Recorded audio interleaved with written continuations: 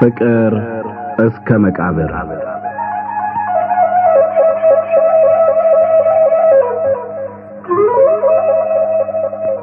ደራሲ ሐዲስ ዓለማየሁ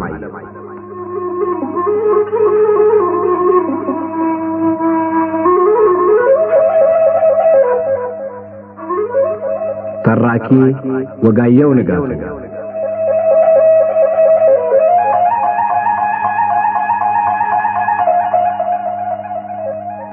ፍቅር እስከ መቃብር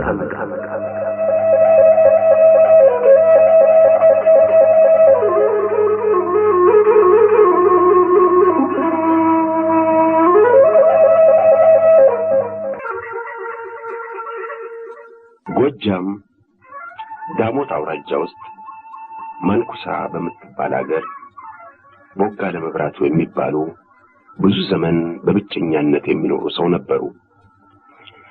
ቦጋለ መብራቱ ከደሃ ቤተሰብ የተወለዱ በዚያውም ላይ ድሆች ወላጆቻቸው ገና በሕፃንነታቸው ሞተውባቸው ድህነት ሲያንገላታቸው ያደጉ ነበሩ።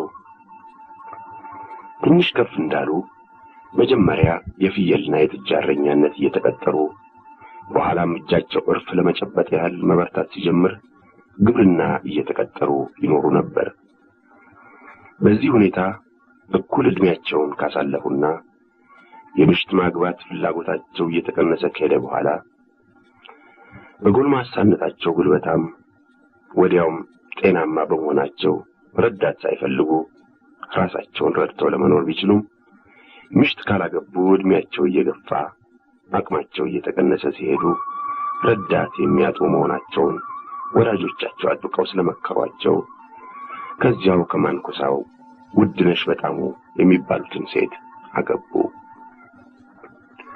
ወይዘሮ ውድነሽ 3 ባሎች በተራ አግብተው 3ቱም ስለሞቱባቸው ባል ፈርቷቸው እሳቸው ምድላቸውን ፈርተው ባል እንዳይመጣላቸው ተስፋ ቆርጠው ቢመጣም እንዳያገቡ ወስነው ተቀምጠው ነበር። በኋላ ቦጋለ መብራቱ የወይዘሮ ውድነሽን የንስሐ አባት ቄስ ታምሩን አማላጅ ልከው በብዙ ደጅ ጥናት አገቧቸው። ሰሙ እሜት ውድነሽ አሉ ቄስ ታምሩ አንድ ቀን። ከዛሬ በፊት ባሎቹን ሲያገቡ ለአንዳቸውም አማላጅ ሆኜ እንዳልመጣው እሱ ያውቃሉ። አሁን ግን በግድ የሚያስፈልግ ስለመሰለኝ ነው አማላጅ ሆኜ የመጣሁ። ሰዎች የሚወራውን የእርሶ ጆሮ አይሰማውም። ሴት ብቻዋን ከተቀመጠች ትደፈራለች፣ ባትደፈርም አልተደፈረችም አትባልም። እንኳን ከወንድ ከዘመድ ርቄ ባዘን ተጨንቄ እንጀራ በንባዬ እያራስኩ እየበላሁ መቀመጥ ያንሶኝ የአገሬ ሰው ለክፉ ዕድሌ ተባባሪ ሆኖ አላስቀምጠኝ ሲል ጊዜ ምን ላድርግ? እግዚአብሔር ይኸው እንጂ አሉ እመት ውድነሽ ራሳቸውን እግዚአብሔር ወዳለበት ወደ ላይ ቀና አድርገው። ልቦ የተጫነውን ከባድ ሐዘን በትዕግስትና በንጽህና ተሸክመው መኖሩን ከእርሶና እግዚአብሔር በቀር ማን ያውቁሎታል? ሰው ለብሰውና መልኩ አምሮ ሲወጡ ሲያይ ደስ ብሎ የሥጋ ፈቃዱን ፈጽመው የሚኖሩ ይመስለዋል። ሰው እግዚአብሔር አይደለምና የውጭውን እንጂ ውስጡን አያይም። እኔና እግዚአብሔር የምናውቀው እርሶ የማያውቁት አለ አባቴ። እኔስ እዚህ በባዶ ቤት የገዛ ጉልበቶን እያቀፉ እየተኙ በንጽህና እንደሚኖሩ አውቃለሁ። ነገር ግን የኔ ብቻ ማወቅ ምን ያደርጋል? ለዚህ ሁሉ መድኃኒቱ የሐሜተኛውን አፍ የሚዘጋ የተሰበረ ልቦን የሚጠግን ይህን ሁሉ የሚያደርግ አሁን እንደነገርኩ ያው ትዳር መያዙ ነው። አዩም ውድነሽ የባልን ሐዘን ማሸነፍ የሚቻል ባል በማግባት ነው። ግድ የለዎትም። እኔ ለእሱ የሚጠቅመው እንጂ የሚጎዳውን ምክር አልመክሮትም። እመት ውድነሽ አይኖቻቸውን ከአባ ታምሩ ላይ አንስተው ወደ በሩ ትኩር ሲያደርጉ እንባቸው በቅጽበት አይናቸውን ሞልቶ ወዲያው ይፈስ ጀመረ። አረባዛኝቱ ምነው መትውድነሽ ልጅ አይባሉ ትልቅ ሴት ነው። ታዲያ ሰው ችግር ሲገጥመው ከዘመድ ከወዳጁ ተመካክሮ የሚበጀውን ያደርጋል እንጂ እንደ ትንሽ ልጅ ችግሩን እያሰበ ሲያለቅስ ይኖራል። እንደዚህ ከሆነማ እንኳን ለምክር ለሰላምታም ደጆ መድረሱን ተዋዋል አሉ አባ ታምሩ። ይቅር ይበሉኝ አባቴ፣ ይቅር ይበሉኝ። ሆድ ብሶኝ ነው። በጎደሎ ሌሊት የተፈጠርኩ ዕድለ ክፉ በመሆኔ ነው እንጂ እሱን እንዲርቁኝ እሱን እንዳይመክሩኝ አይደለም ማለቅስ። እንኳን ለሥጋዬ ለነፍሴስ ባላደራው እሱ አይደሉም አባቴ፣ ሌላ ማን አለኝ አሉ እንባቸውን በእጅጌያቸው እየጠረጉ። ኃላፊነቴ ከብዶኝማ ነው በየቀኑ እየመጣሁ የምጨቀጭቀው። ወዲያውም እድሎን ማማረር አይገባም። ሰው ገና ሲወለድ እድሜው ከእግዚአብሔር ተሰፍሮ የሚሰጠው ስለሆነ እነዚያ ሰዎች እሱን ቢያገቡም ባያገቡም ከእግዚአብሔር የተወሰነላቸው እድሜ ሲያልቅ መሞታቸው አይቀርም ነበር። ስለዚህ የሰው አፍ እየሰሙ እግዚአብሔርንም እድሎንም ማማረር አይገባዎትም። እሱስ እውነት ነው። ብቻ የሰው መላስ ከሳት የበለጠ ያቃጥላል። በቀደም እዚያ ሰንበቴው ከብላታ በየነ ባለቤት ጋር በአንዳንድ ትንሽ ነገር ተከራክረን የምትረታ ስትሆን ጊዜ ቶሎ ብላ እኔን ስትነካኝ የሚያሳምመኝና የሚያሳፍረኝ ቁስል ፈልጋ አንቺ ባሎችሽን የፈጀሽ የባል በሽታ ብላ በተሰበሰበው ሕዝብ ፊት ሰደበች አሉና እሜት ውድነሽ ያን ዕለት ሰው ሁሉ እሳቸውን እያየ ሳቆና ያሽሟጠጠው ታያቸውና እንደገና እንባቸው ባይናቸው ቸርፈፍ አለ። እንግዲህ ገዝቶታለሁ፣ አዛኝቱን ገዝቶታለሁ። እንዲህ ያለውን ነገር እግዚአብሔር አይወደውም አሉ አባ ታምሩ። የእመት ውድነሽ ዓይን እንደገና እንባ ሲሞላ ስላዩ እንደ መቆጣት ብለው ጭራቸውን ከቀኝ ወደ ግራ ሽው አደረጉና የዓይን ጅማቴን መከፋት አላልቶትም ባላቆም ብሎ ነው እንጂ ለማልቀስ ፈልጌ አይምሰሉ። እባክዎ ይቅር ይበሉኝ አባቴ አሉ እመት ውድነሽ እንደገና ዓይናቸውን እየጠረጉ። ለዚህ ሁሉ መድኃኒቱ ይሄ ስነግሮ የሰነበቱት ነው። እኒህን ሰው ያግቡ። ከዚህ የተሻለ ምክር አልመክሮትም። ይሞት እንደሆነስ እኔስ መቼም ሳፍር ስሰቃይ ኖረኝ እንዳልፍ ፈርዶብኛል። በሱ ላይ ለምን የሞት ፍርድ አስፈርድበት? ወይ ማንኩሰው አባቴ እንዴት አድርጌ ልንገሮ?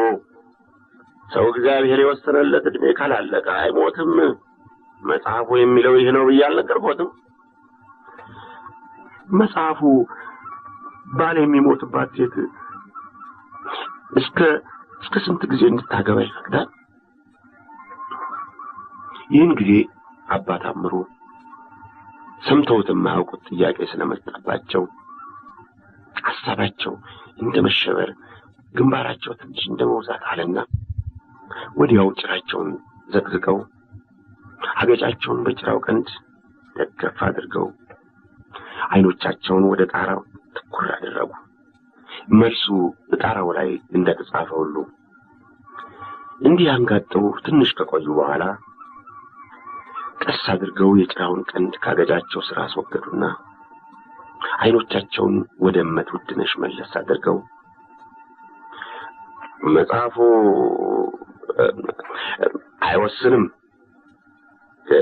እንግዲህ ካልወሰነ ከአራተኛ በላይ እንኳን አስረኛ እንኳን ለማግባት ትችላለች ማለት ነው አሉ አባ ታምሩ ጫፋቸው እየፈራ። አስረኛ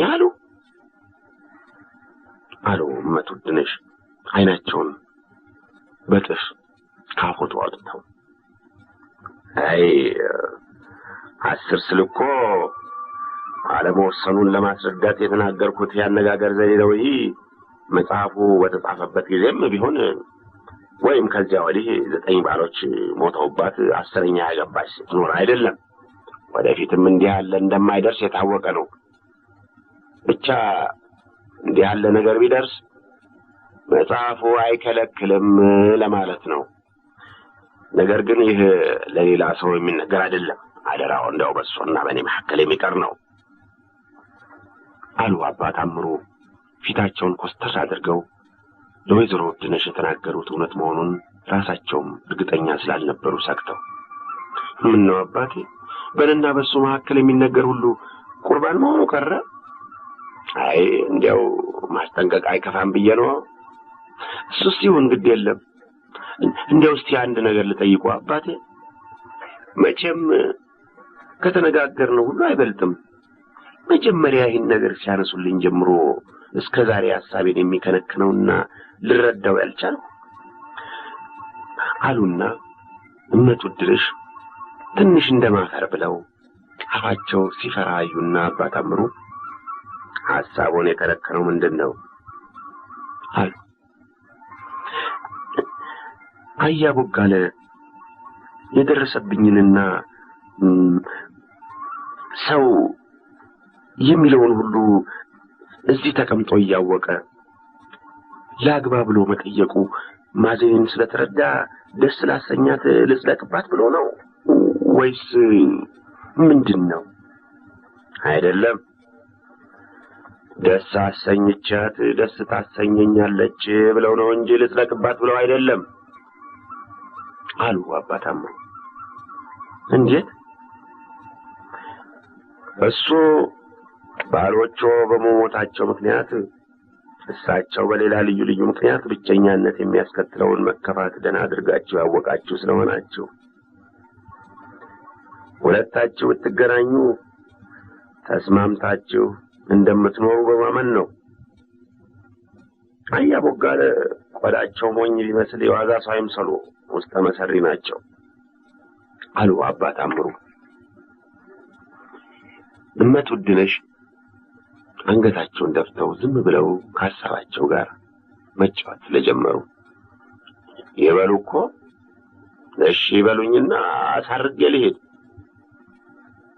አሉ አባ ታምሩ። ከዚያ እመት ውድነሽ ሳምባቸው እስኪሞላ ለቅ አድርገው አየር ስበው በረዥሙ ተነፈሱና እሺ እስቲ አባቴ እሱ የመከሩኝን አልቀበልም ብዬ ወዴት እደርሳለሁ? እሺ እግዚአብሔር እሺ ይበሉ። ጋብቻውንም የደስታ ጋብቻ አድርገው። አይዞ ያለፈውን ሁሉ ይርሱት። እምነቶን በእግዚአብሔር ያድርጉ። ግድ የለዎትም፣ ወደፊት ምንም አይደርስቦትም። እኔም እጸልያለሁ። በጸሎቱ አይርሱኝ አባቴ አሉ እመት ውድነሽ በተሰበረ ድምፅ ከእንባ ጋር እየተናነቁ። ከዚያ ቄስ ታምሩ የወይዘሮ ውድነሽን እንባ እንዳያዩ ወዲያ ለማባረር እንደፈለጉ ጭራቸውን ግራና ቀኝ ሽው አድርገው ቶሎ ብድግ አሉና አንድ ጊዜ መሬት አንድ ጊዜ ጣራ እያዩ አሳርገው እጃቸውን ለእመት ውድነሽ አሳልመው ወጡ። እመት ውድነሽም እንባቸውን በቀሚሳቸው እጅጌ እያደረጉ እስከ በሩ የንስሐ አባታቸውን ተከትለው ሸኝተዋቸው ተመለሱ። እመት ውድነሽ ቄስ ታምሩን ተሰናብተው ተመልሰው ቤታቸው ቁጭ ሲሉ ከብዙ ጊዜ የብቸኛነት ኑሮ በኋላ ባሌ ማግባቱ ሐሳብ የፈጠረው ልዩ ልዩ ስሜት በአንድ ላይ ተደበላልቆ በራሳቸው ውስጥ ይንጫጫባቸው ጀመር። የብላታ በየነ ባለቤትና እንደሳቸው በእመት ውድነሽ የሚቀኑት ሴቶች ሁሉ የሚሉት የገላው ፀሐይ ምሽትና ሌሎች የእመት ውድነሽ ወዳጆች የሚሰማቸው ደስታ ቦጋለ መብራቱ እመት ውድነሽን ያገቡ ሁሉ ሲሞቱ እያዩና የሞት መድኃኒት እንደሌላቸው እያወቁ ላግባ ማለታቸው ፍቅራቸው እመት ውድነሽን ከሌሎች ሴቶች ሁሉ አብልጦ ሞትን አስንቆ ስላሳያቸው መሆኑ የቦጋለ መብራቱ መልክ ማማርና ድህነታቸው የሞቱት ባሎቻቸው መልክና ሀብት የእሳቸው የራሳቸው መልክ ይህ ሁሉ በአንድ ላይ ተደበላልቆ ይታያቸው ጀመር። በኋላ የራሳቸው መልክ ማማር ሁሉንም አሸነፈና በዓይነ ሕሊናቸው ፊት ጎልቶ ታያቸው። ወዲያው አባ ታምሩ ደህና ለብሰው መልኩ አምሮ ሲታዩ ደስ ያለውና የሥጋ ፈቃዱን ፈጽመው የሚኖሩ ይመስላሉ ያሉት ትዝ አላቸው። የሥጋ ፈቃዱን ፈጽመው የሚኖሩ ቄስ እንዲህ ብሎ ሲናገር ገና ዛሬ ሰሙ አሉ እመት ውድነሽ ብቻቸውን ትንሽ ፈርጥም ብለው መልካቸውን ለማየት መስተዋት ፍለጋ ሲነሱ። እመት ውድነሽ ሙዳቸውን ከጉሽጉሽ ላይ አወርደው ይዘው ተቀመጡና የመጨረሻ ባላቸውን ብላታ ብዙነህን ሲያገቡ የገዟትን ክብ መስተዋት አውጥተው ቦክ አድርገው ሲከፍቱ አንዲት እንደ መስተዋቱ ክብብ ያለች ፊት ከመስተዋቱ ውስጥ ብቅ አለች። ድኩር ብለው ሲያዩት እሷም ድኩር ብላ አየቻቸው። አንገታቸውን ወደ ግራ ዘንበል አድርገው ወደ መስተዋቱ ቀረብ ሲሉ እሷም አንገቷን ዘንበል አድርጋ ወደ እሳቸው ቀረብ አለች። እመት ውድነሽ ያችን የምታምር ክብ ፊት እየተመለከቱ አንዲት ፍሬ ልጅ አሉ፣ አንዲት ፍሬ ልጅ፣ ሞት የምታስንቂ የምታምሪ አንዲት ፍሬ ልጅ አሉ። መስተዋት ውስጥ ያለችውን ፊት እንደሚስሙ ሁሉ ከንፈራቸውን ወደፊት ሞጥሞጥ አድርገው እሷም እንዲሁ አደረገች። ከዚያም እየሳቁ ወደ ኋላ ራቅ ሲሉ እሷም እየሳቀች ወደ ኋላ ራቅ አለች። አሁን የማደርገውን ሁሉ ሰው የሚያይ ቢሆን ምን ይለኝ ነበር? አብዳለች ትታሰርባል ነበር። የብቻ መኖር አንድ ጥቅሙ የሰሩትን ሰርቶ ያልሰሩ መስሎ ለመታየት ማስቻሉ ነው። ለካ ሰውን እብድ የሚያሰኘው እብድ የሚያደርገውን ማድረግ አይደለም፣ እብድ የሚያደርገውን ሲያደርጉ መታየቱ ነው አሉ እመት ውድነሽ ፊታቸው ትንሽ እንደማዘን ብሎ። መስተዋት ውስጥ ያለችው ክብ ፊትም እሳቸው ሲያዝኑ አይታ እንደማዘን አለች። ግንባራቸውን ቆጥር ዓይናቸውን ትኩር አድርገው በተመለከቷት መጠን አዝና ግንባሯ ከቅንድቦቿ መካከል ታጥፎ ከዚያ በላይ ከፍ ብሎ ስድብ በጉልህ ተጽፎ አዩ። አነበቡት። አንቺ ባሎችሽን የፈጀሽ የባል በሽታ ይላል ስድቡ። የማንኩሳው አባት ምነው ምን አልኩህና ስድብ ላማረ ሁሉ መሰደቢያ ያደረግከኝ? እባክህን በቃሽ በለኝ አሉና እመት ውድነሽ መስተዋቱን ጥለው ዓይናቸውን በሁለት እጃቸው ሸፍነው ያለቅሱ ጀመር።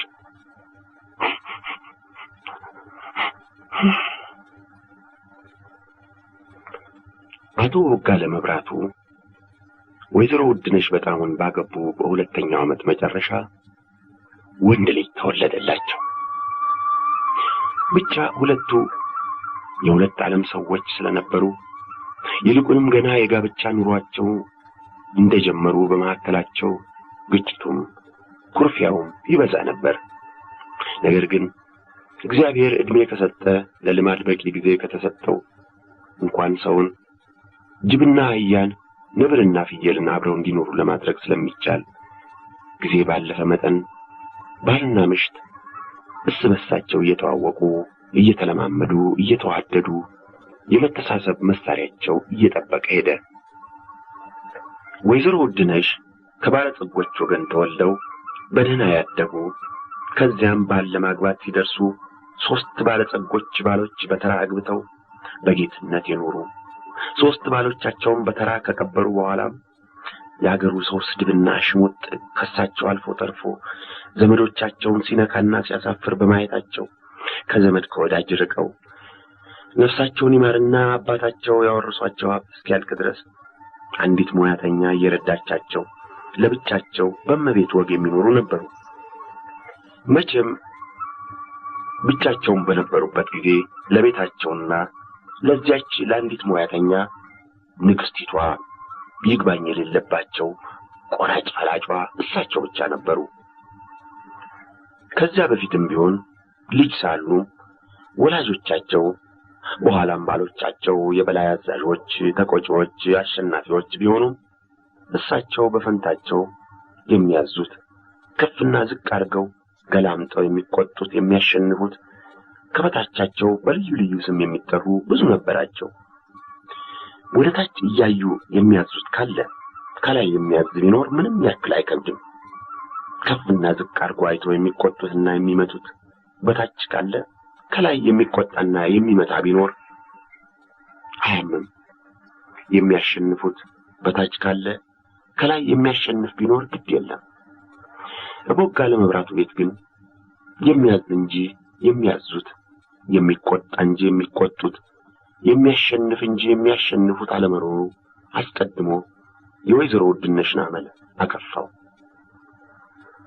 አቶ ቦጋለ ሲፈሩ ሲቸሩ አንድ ነገር እንዲደረግ ያሳሰቡ እንደሆነ ወይም እመት ውድነሽ አንድ ነገር ሲፈልጉ ባልየው ትንሽ እንኳን የመቃወም ምልክት ያሳዩ እንደሆነ እመት ውድነሽ ይበሳጩና ወዲያው እንዳይተዋጣዎቹ ሁሉ ሆድ ብሷቸው ማልቀስ ይጀምራሉ።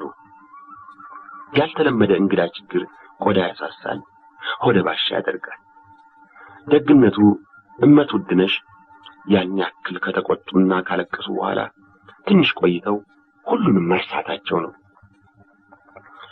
አቶ ቦጋለ ከድሆች ወገን ተወልደው በድህነት ያደጉ፣ ከሕፃንነት እስከ እኩል ዕድሜ ችግር ያልተለያቸው፣ ከችግር ጋር ሲታገሉ ሲጥሉት ሲጥላቸው አብረው የኖሩ፣ ቆዳቸው ጠንክሮ ስድብ ይሁን ቁጣ የማይዘልቀው ነበሩ። እንኳን ትንሽ ትልቅ ቢሆን የሚገጥማቸውን ችግር ሁሉ በጸጥታና በትዕግስት የሚቀበሉና ለማሸነፍ የሚሞክሩ እንጂ ቶሎ ሆድ የሚብሳቸውና ተስፋ የሚቆርጡ አልነበሩም። ችግር ሲለምዱት ጥሩ ነው።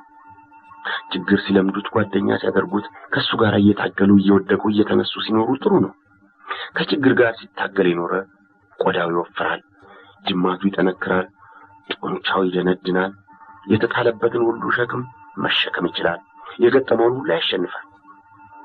ስለዚህ እድሜ ላሳዳጊያቸው፣ እድሜ ላስተማሪያቸው፣ እድሜ ለችግር ቦጋለ መብራቱን ቆዳቸውን አወፍሮ ጅማታቸውን አጠንክሮ ትግል እያስተማረ የስድብና የቁጣ የንቀትና የግልምጫው ሽንፍር እንዳይገባቸው አድርጎ ሁሉን እንዳመሉ እንዲችሉ አድርጎም ላነጻቸው ለቀረጻቸው እድሜ ለችግር አቶ ቦጋለ ሁሉንም ቻይ ነበሩ። ይህ የአቶ ቦጋለ መቻል ትዕግስታቸውና መሸነፍን እንደ ውርደት አለመቁጠራቸው ከእመት ውድነሽ ይቅር ባይነት ጋር የተቆጡበትንና ምርር ብለው ያለቀሱበትን ቶሎ የሚረሱ ከመሆናቸው ጋር አንድ ላይ ሆኖ ጊዜ ባለፈ መጠን ባልና ሚስት እንዲቻቻሉ፣ ባህሪ ለባህሪ እንዲተዋወቁ፣ ለፍሬ እንዲበቁ ማን አለው ማን አላት እየተባባሉ እንዲተሳሰቡ አደረጋቸው። ነገር ግን በኋላም ቢሆን አልፎ አልፎ አንዳንድ ጊዜ ሲጋጩ አቶ ቦጋለና እመት ውድነሽ የተጋቡበትን ቀን መርገማቸውና ትንሽ ተኮራርፈው መቆየታቸው አልቀረም። ብቻ እንዲህ ያለው ግጭትና ኩርፊያ የባልና ሚስት ፍቅር ትንሽ እንደመደነት ሲል ለመሞረድና ለመሳል የሚያስፈልግ በሚዋደዱ ባልና ሚስቶች ሁሉ የሚደርስ ግጭት ነበር። አንድ ቀን እመት ውድነሽ ባላቸው ከሥራ ገብተው የሚበላ ነገር አለ እንደሆነ እንዲሰጧቸው ቢጠይቋቸው ልጁ ስለታመመባቸው የሚጠብቅላቸው አጥተው በጊዜ ምግብ ሊያሰናዱ አለመቻላቸውን ከተናገሩ በኋላ ነገሩን ሳያስፈልግ አራዘሙና ማማረር ጀመሩ። ከዚያም ቄስ ታምሩ እግዚአብሔር የለው ብትሉን እግዚአብሔር በሴት ልጆ ይክፈሉ ሳልሞት ገሃነም ያገቡኝ አሉና ምርር ብለው አለቀሱ። አቶ ቦጋለ ለጊዜው ልባቸው ወደ ቁጣ ተለውጦ ሊማቱ ከተነሱ በኋላ እንደገና በረዳሉና አንድ ቃል ሳይናገሩ ሽመላቸውን ይዘው ወጥተው ከቤታቸው ጀርባ ጉብታው ላይ ቁጭ አሉ። ገሃነም ያገቡኝ አሉ አቶ ቦጋለ ምሽታቸው ያሉትን ደግሞ አይናቸውን ፊታቸው በተዘረጋው ባዶ ላይ ትኩር አደረጉና ምን አልኋት እስቲ ምን አልኋት ምን እንዲህ ያለ ከኮሶ የመረረ ነገር ተናገረችኝ አሉ ራሳቸውን እየወዘወዙ አይናቸውን በባዶ ላይ እንደተከሉ። ሰው ከጠዋት እስከ ማታ በስራ ተጠምዶ ውሎ ቤቱ ሲገባ እንኳን ሚስቱን ሌላስ ቢሆን እርቦኛልና ላቅምሱኝ ማለት ይህን ያክል ያስበሳጫል፣ ክፉ ያናግራል፣ ያስለቅሳል አሉ አይናቸውን በባዶ ላይ እንዳፈጠጡ። ከዚያ ፊታቸው ከተዘረጋ ባዶ ፍርድ እንደሚጠይቁ ሁሉ አይናቸውን አፈጠው ትንሽ ዝም ብለው ከቆዩ በኋላ ለምን ሚስት ያገባው አሉ አቶ ቦጋለ ራሳቸውን ትንሽ ወደ ቀኝ ዘንበል አድርገው። ለምን ሚስት ያገባው? ለምን ቤት ሰራው? ለምን ልጅ ወለድኩ? ከድሮ ችግሬ ምን ቀለለኝ? ከድሮ ኑሮዬ ምን ተሻለኝ? ምንም አልተሻለኝ፣ ምንም አልቀለለኝ። ባሰብኝ እንጂ ባሰብኝ። ድሮ ለምሽት አላስብ፣ ለልጅ ለወርጫው አላስብ፣ ለእህል ጌቶቼ የሰጡኝን በልቼ ጠጥቼ ለቤተሰቤ ምን አበላ ምን አለብስ ሳልል በሰላም እኖር ነበር።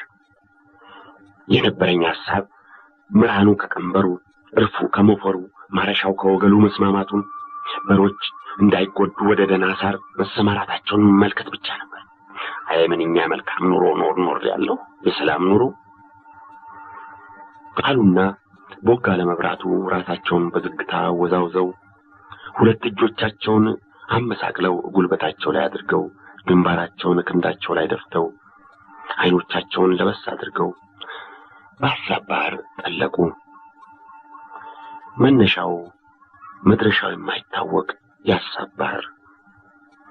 የህይወት ታሪካቸው ያለፉት ያሉበት የሚመጣው አንድ ላይ ተጠራቅሞ አንድ ላይ ተደባልቆ የፈጠረው ጥልቅና የሐሳብ ማዕበል ያወቀው ባህር አጠለቃቸው።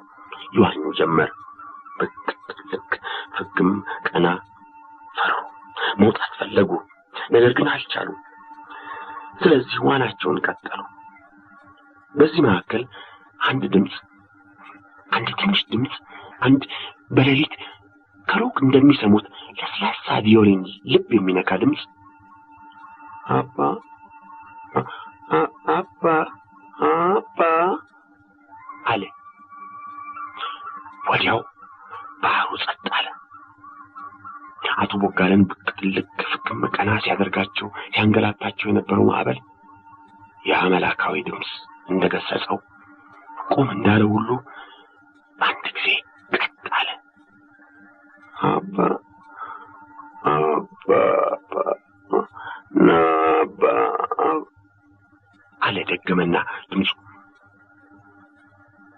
ዝም በል የኔ ጌታ፣ አይዞህ ዝም በል። አባባ አሁን ይመጣል፣ አባብያ አሁን ይመጣልናል አለ አንድ ሌላ ድምፅ፣ አንድ የሴት ድምፅ። የፊተኛው የልጃቸው የኋለኛው የምሽታቸው ድምጾች ነበሩ። አቶ ቦጋለ ራሳቸውን ከክንዳቸው ላይ ቃስ አድርገው አነሱና አንድ ጊዜ ወደ ቀኝ አንድ ጊዜ ወደ ግራ በቀስታ ዞር እያሉ ዙሪያ ገባውን ተመለከቱ። እኒያ ድምጾች የመጡበትን እንደሚፈልጉ ሁሉ በዙሪያ ገባው ሌላ ምንም አልነበረም ከቤታቸው በቀር።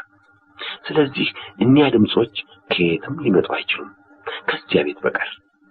ቦጋለ መብራቱ አይኖቻቸውን ትኩር አድርገው ይመለከቱ ጀመር። አሁን ወደ ባዶ አይደለም፣ ወደ ቤታቸው፣ ከ7 ዓመት በፊት ወደ ሰሩት ቤታቸው። ከዚያ አይኖቻቸውን ለበስ ሲያደርጉት ግድግዳውን ዘልቀው ምሽታቸውን፣ ልጃቸውን፣ ሁኔታቸውንም ሁሉ አዩ። ቤታቸው፣ ምሽታቸው፣ ልጃቸው፣ ሁኔታቸው ሁሉ አይኖቻቸውን ለበስ ሲያደርጉት ወለል ብለው ታዩአቸው። ብዙ ጊዜ አካላዊ አይኖች ሲዘጉ የማይታየው ይታያል። ለሰው 2 አይነት አይኖች አሉት። አንዱ አይነት አካላዊ፣ ሁለተኛው አይነ ህሊና ናቸው። ሁለቱ ባንድ ላይ አያዩም። ቢያዩም ደህና አድርገው አያዩም። አካላዊ አይኖች ማየት የማይችሉትን ለማየት አይነ ህሊናን መክፈት ያስፈልጋል። ቦጋለ መብራቱ እኒያን ከህልም ዓለም ወደ እውን ዓለም የመለሷቸውን ድምጾች ለመፈለግ አካላዊ አይኖቻቸውን ፍጥጥ አድርገው ተመለከቱ። ማየት የሚቻለውንም አዩ። አካላዊ አይኖች ማየት የማይችሉትን ለማየት ግን እነሱን ዘግተው አይነ ህሊናቸውን ከፈቱ። ወዲያው ምሽታቸውን፣ ልጃቸውን፣ ድምጾችንም አዩ። ቤታቸው፣ ምሽታቸው፣ ልጃቸው ጸጥታቸውንና ሰላማቸውን የለወጡባቸው የሰላም ዋጋ፣ የጸጥታ ዋጋ። አልተጎዳሁም አሉ አቶ ቦጋለ የማያዩ አይኖቻቸውን ወደፊታቸው ፍጥጥ አድርገው በሐሳባቸው ትንሽ ሲያሰላስሉ ቆይተው። አልተጎዳሁም፣ ጥሩ ዋጋ ነው። ተሳስቻለሁ፣ አልተጎዳሁም። ራብ ክፉ እንዲህ ሊያልፍ ሽማግሌነቴን አስረስቶ እንደ ልጅ አግበጥብጦኝ ነው እንጂ አልተጎዳሁም። ለምን ሆድን ፈጠርክ ጌታዬ አሉ አቶ ቦጋለ ቤት ማረግ፣ ልጅ፣ ፍቅር የሰጧቸውን ምሽታቸውን ስለራባቸው ማስቀየማቸው በጣም አስደስቷቸዋል። ወዲያው ባለፈው እሑድ አለቃ በላይ የሚባሉት ሊቅ ስለ ጾም፣ ራስን ስለ መግዛትና ስለ ጋብቻ በረዥሙ ከሰበኩት አንዳንዱ ትዝ አላቸው። ሰው ከእንስሳ የሚለይበት በሁለት እግሩ ቆሞ በመሄዱ አይደለም፣ ዶሮም በሁለት እግር ነው የሚሄድ። እንግዲያ ቋንቋ ስላለው ነው አይደለም። እንስሳትም እርስ በርሳቸው የሚገባቡበት ቋንቋ አላቸው። ሰው ከእንስሳ የሚለይበት አይነተኛ መለያው ራስን መግዛት የሚችል መሆኑ ነው። ሰው ከእንስሳ የሚለይበት ረሃብን፣ ስስትን፣ ሴሰኝነትንና እነሱን የመሳሰሉትን ከእንስሳ ጋር የሚጋራቸውን ባህሪዎች ለመግታት በመቻሉ ነው። በረሃብ ተገፍቶ የተመኘውን ሁሉ ልብላ ካለ፣ በስስት ተገፍቶ ያየውን ሁሉ የኔ ይሁን ካለ፣ በሴሰኝነት ተገፍቶ ከሚመኛት ጋር ግብረ ዝሙት የሚፈጽም ከሆነ ሰው መሆኑ ቀርቶ በሁለት እግሩ የሚሄድ እንስሳ ይሆናል። ሰው ከስጋና ከመንፈስ አንድ ላይ ተዋህዶ እንደመፈጠሩ መጠን ዓለማዊና መንፈሳዊ ስሜቶች ያለማቋረጥ የሚፈራረቁበት፣ የሚታገሉበት፣ የሚዋጉበት የጦር ሜዳ ነው። በእንዲህ ያለው ጦርነት መንፈስ ድል አድራጊ የሆነ እንደሆነ ስጋንና የስጋን ፈቃዶች ሁሉ ይገዛል ማለት ነው። የሰው መንፈስ በርትቶ ስጋውን ካሸነፈና የስጋውን ፈቃዶች መግታት ከቻለም ሰው ከስጋዊ እድፍና ጉስቁልና ነጥቶ ጠርቶ ወደ ሰማያዊ አምላኩ መቅረብና በጸሎት መነጋገር የጻድቃን ማህበርተኛ መሆን ይችላል ማለት ነው። ጾም የተሰራ መንፈስን ለማበርታት፣ ስጋን ለማድከም፣ ሰውን ወደ እንስሳት የሚለውጡትን ስጋዊ ምኞቶችና ፈቃዶች ለመግታት ወይም ባጭር ቃል ሰው ራሱን መግዛት እንዲችል ነው። ከመብልና ከመጠጥ መጾም ስጋን አድክሞ ክፉ ነገር ከማሰብና ከመፈጸም ወደ መጾም ያደርሳል። ክፉ ነገር ከማሰብና ከመፈጸም ከተጾመም የጻድቃን ማህበርተኛ የመላእክት ጓደኛ ወደ መሆን ይደርሳል። ዝሙት ማለት ካላገቧት ሴት ጋር ግብረ ዝማዊ መስራት ብቻ ነው አይደለም። ሲያገቡ ሲፈቱ መኖርም ከዝሙት ይቆጠራል። በተቀደሰው በተባረከው ጋብቻ ስም ሴት እየለዋወጡ ሲያገቡና ሲፈቱ መኖር ከዝሙት የተለየ አይደለም። እግዚአብሔር ሰውን ወንድና ሴት አድርጎ ፈጥሮ ሥርዓተ ጋብቻን ሰርቶ መሬትን ሙሉአት ብሎ ሲያዝ ከእንግዲህ ወዲያ በየቀኑ ሰው ስፈጥር ሕግና ሥርዓት ስሰራ አልኖርምና የዓለምን መጨረሻ እስካመጣ ድረስ የቀደሙት ፋንታቸውን ኖሮ ሲያልፉ የሴትን ግብር የምትፈጽም ሴት፣ የወንድን ግብር የሚፈጽም ወንድ በቦታቸው እየተኩ እንዲያልፉ፣ አዲስ ተተኪዎችም በዚሁ አንድ ጊዜ በተሰራው ሕግና ሥርዓት ኖሮ ሲያልፉ በበኩላቸው እንዲሁ እንዲያደርጉና ይህ ሕግና ሥርዓት የማይለወጥ ዘላለማዊ ሆኖ እንዲኖር አዝዣለሁ ማለቱ ነው።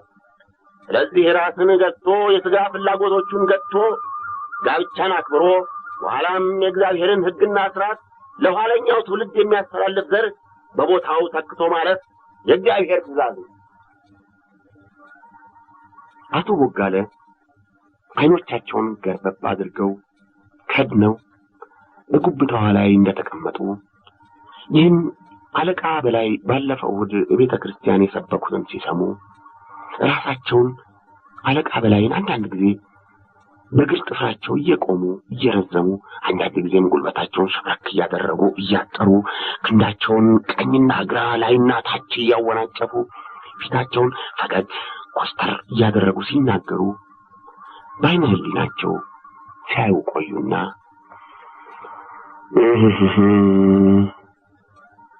ብለው በረዥሙ ተነፈሱ። ከዚህ ከተናገሩት ሁሉ ዋናው ነገር ሰው ራሱን ሴሰኝነቱንና ስስቱን መግታት ካልቻለ ከከብት አይሻልም ያሉት ነው። ይሁነታቸውን ራሱን የማይገዛ ሰው አይባልም። ሌላ ሁሉ እንዲያው ለንግግር ማበርከቻ ነው። ሰው እንኳን እስኪደክም እስኪሞት ቢጾም ሰው እንደሆነ ይሞታል እንጂ የመላእክት ጓደኛ ሊሆን የሚችል አይመስለኝም። ብቻ ሰው ብዙ ሲናገር ምንም ልቅ ቢሆን የተናገረው ሁሉ ፍሬ ሊሆን አይችልም። እንደ እህል ማለት ነው። ከአንድ ክምር እህል የሚገኘው ፍሬ ቢበዛ ከአንድ ጎታ አይበልጥም። የቀረው ገለባ ነው። ይህም እንደዚያው ማለት ነው አሉ ቦጋለ መብራቱ እንደ መንጠራራት አሉና ከዚያ ሚስታቸው የተናገሩትና ልቅሷቸው እንደገና መጣባቸውና አይናቸውን ሳያረግቡ ወደ ቤቱ አፍጥጠው ሲያስቡ ቆዩ። አይናቸው ቢፈጥም የሚስታቸውን ልቅሶ እንጂ ቤቱን አያዩም ነበር። አዎ ልትበሳጭ ልታለቅስ ይገባታል አሉ እንዲህ ሲያስቡ ቆይተው። እሷ አትበሳጭ ማን ይበሳጭ? እሷ አታለቅስ ማን ያለቅስ?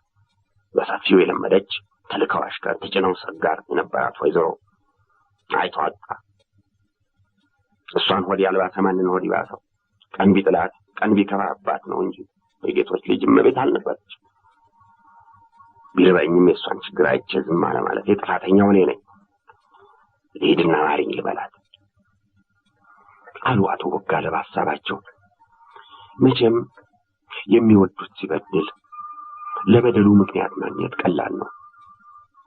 ከዚያ ብድግ ብለው ሽመላቸውን በኋላቸው እየጎተቱ ወደ ቤታቸው ገቡ።